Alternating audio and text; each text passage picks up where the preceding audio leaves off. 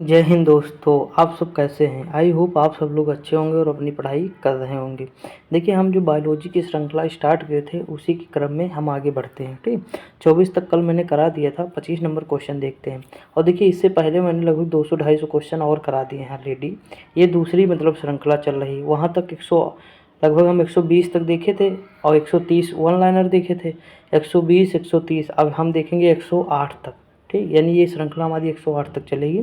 तो इसके क्रम में हम 25 नंबर से देखते हैं। लगभग 20-22 क्वेश्चन हम देखेंगे बस। ठीक, ज़्यादा क्वेश्चन नहीं देखेंगे क्योंकि ज़्यादा क्वेश्चन होने से रिकॉल नहीं हो पाता है, इसीलिए हम 20-22 क्वेश्चन ही आराम से देखेंगे अच्छे से।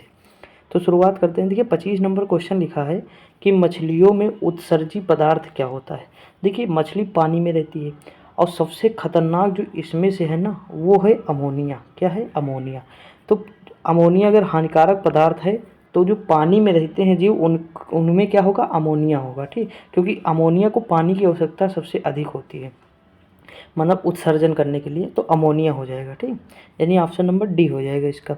अगला है कि पौधे में आवश्यकता से अधिक जल किस प्रक्रिया द्वारा निकाले जाते हैं, यानी बाहर किसके द्वारा निकाले जाते हैं? तो वाष्पोत्सर्जन। मैंने बताया था कि जो अमेजन जैसे वन है वहाँ बड़े बड़े वृक्ष जो लगे हुए हैं उनमें क्या होता है? वाष्पोत्सर्जन हुआ करता है, क्योंकि वहाँ जल की मात्रा अधिक है तो वाष्पोत्सर्जन होगा, बादल बनेंगे, फिर बारिश होगी, फिर बनेगा। यही प्रक्रिया जो है बार बार चलती रहती है। तो ये जो है ऑप्शन नंबर बी हो जाएगा। ठीक, आगे बढ़ते। अगला है निम्नलिखित में से किसे प्रकाश संश्लेषी अंगक कहते हैं, यानी प्रकाश संश्लेषण जो है किसके द्वारा होता है? तो पत्ती के द्वारा होता है। ऑप्शन नंबर क्या हो जाएगा? ए हो जाएगा। अगला क्वेश्चन है पौधे में गैसों के आदान प्रदान करते रहते हैं, यानी पौधों में जो गैसों का आदान प्रदान होता है वो रंध्र करते हैं। पत्तियों में देखा होगा छोटे छोटे छोटे छोटे एक प्रकार से जो है निशान होते हैं, वो रंध्र होते हैं। क्या होते हैं? रंध्र होते हैं। ठीक, आगे बढ़ते। अगला क्वेश्चन, फेफड़ा का आकार कैसा होता है? तो फेफड़ा का आकार जो होता है शंक्वाकार होता है। कैसा? शंक्वाकार। आगे बढ़ते। अगला है भोजन का पाचन किस प्रकार की अभिक्रिया है? तो देखिए, भोजन का जो पाचन होता है ना, अपचयन के द्वारा होता है। किसके द्वारा? अपचयन के द्वारा। ठीक, इसे कहते हैं कैटाबोलिक। क्या कहते हैं? कैटाबोलिक। कैटाबोलिक कहते हैं। और जिसे अब देखिए इंग्लिश याद रखिए तो ज़्यादा बढ़िया है। कैटाबोलिक और अपचयन को कहते हैं एनाबोलिक। Anabolic, anabolic. देखिए, कैटाबोलिक। अब देखिए, मान लीजिए कि रोटी है, तो उस रोटी को जैसे भोजन का पाचन होगा, उस रोटी से हमें ऊर्जा चाहिए। ठीक, तो ऊर्जा होगी यानी बड़े से छोटे में हो जाएगी, वो छोटे में परिवर्तित हो जाएगी। तो देखिए, कट हो गई रोटी, क्या हो गई? कट कट कट, छोटी छोटी हो गई, कट कट, यानी कैटाबोलिक। ठीक, इस तरह हम याद कर सकते हैं, लंबे समय तक हमारे माइंड में रहेगा। और प्रकाश संश्लेषण किसके द्वारा होता है? तो एनाबोलिक के द्वारा, यानी उसमें CO2 प्लस O2 मिलकर जो बनाते हैं और ऊर्जा जो है CO C6H12O6 जो बनाते हैं वो इसके द्वारा होता है। ठीक, तो ये चीज़ याद रखिएगा। आगे बढ़ते हैं। अगला, हार्मोन शब्द का नामकरण किसने दिया? तो देखिए, हार्मोन शब्द का जो नामकरण दिए थे वो बायलिस और स्टार्लिंग का दिए थे। कौन? बायलिस और स्टार्लिंग। आगे बढ़ते हैं। अगला क्वेश्चन है पृथक्करण का नियम किसने दिया था? तो देखिए, पृथक्करण का जो नियम दिए थे ना, वो कौन दिए थे? मेंडल दिए थे। कौन? मेंडल दिए थे। अगला क्वेश्चन है जीव विज्ञान शब्द। तो देखिए, जीव विज्ञान शब्द को दिए थे लैमार्क और ट्रेविरेनस। ऑप्शन नंबर इसका ए हो जाएगा। ठीक, लैमार्क तथा ट्रेविरेनस। अगला है कि जीव विज्ञान के जनक। तो देखिए, जीव विज्ञान के जनक, बायोलॉजी के जनक अरस्तु माने जाते हैं। कौन? अरस्तु। अगला है कि वनस्पति विज्ञान के जनक, तो थियोफ्रेस्टस। थियोफ्रेस्टस। अगला है कि बॉटनी शब्द की उत्पत्ति किस शब्द से हुई? तो देखिए, ज़्यादातर आप ग्रीक लगाइएगा।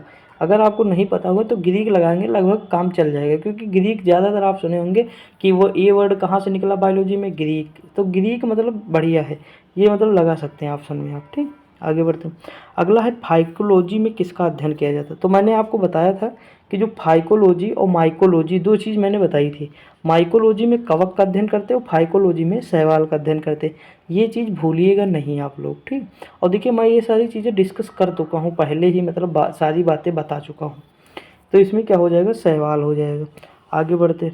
इसमें अगला क्वेश्चन लिखा, पृथक्करण का अध्ययन जीव विज्ञान की किस शाखा के अंतर्गत किया जाता है? तो देखिए, जो पृथक्करण का अध्ययन है ना, वो पारिस्थितिकी के अंतर्गत किया जाता है। इसमें पूछा पर्यावरण का अध्ययन, सॉरी पर्यावरण है, पृथक्करण नहीं है, ये पर्यावरण है। क्या है? पर्यावरण है। ठीक, पर्यावरण का अध्ययन जो हम करते हैं तो किसके द्वारा करते हैं? जीव विज्ञान की किस शाखा के अंतर्गत? तो पारिस्थितिकी के अंतर्गत कहते हैं, इकोलॉजी जिसे हम कहते हैं। ठीक, अगला है डेंड्रोलॉजी का संबंध। तो मैंने बताया था डंडा, डंडा बनता किससे? झाड़ से बनता है। डंडा बनेगा किससे? झाड़ से। तो डंडा से डेंड्रो हो जाएगा, और झाड़ से यानी झाड़ियों के अध्ययन। झाड़ में ही तो डंडा भाई, मान लीजिए झाड़ लगे हुए बहुत सारे, वहीं से एक टहनी हम काट के एक डंडा बनाते हैं। तो इस तरह मतलब याद कर सकते हैं। जैसे पौधे का अध्ययन है फ्लोरोकल्चर, मतलब जो है पुष्प का अध्ययन है, सॉरी पुष्प का अध्ययन क्या है? फ्लोरोकल्चर है। इसी तरह मतलब जो है हम रिलेट कर सकते हैं, जैसे मतलब झाड़ियों का अध्ययन पूछता है तो डेंड्रोलॉजी हो जाएगा। ठीक, जैसे वीटिकल्चर मैंने बताया था, अंगूर की खेती। तो ये सारी चीज़ें आपको याद रखना होगा। अगला है पुष्पों का अध्ययन, देखो आ ही गया। तो देखिए हम पुष्पों का अध्ययन को इसमें लगा देंगे एंथोलॉजी। कौन सा? एंथोलॉजी। इसमें क्या हो जाएगा? एंथोलॉजी। इसमें जो है ऑप्शन जो है एंथोलॉजी है। देखिए फलों का अध्ययन जो होगा फ्लोरिकल्चर होगा। क्या होगा? फ्लोरिकल्चर। फलों का अध्ययन क्या होगा? फ्लोरिकल्चर होगा। ठीक, ये चीज़ याद रखिए, फ्लोरिकल्चर क्या होगा? फलों का अध्ययन होगा। ठीक, ये चीज़ थोड़ा करेक्ट कर लीजिएगा। ऊपर जो है मतलब ये हम सोचे थे कि फल है,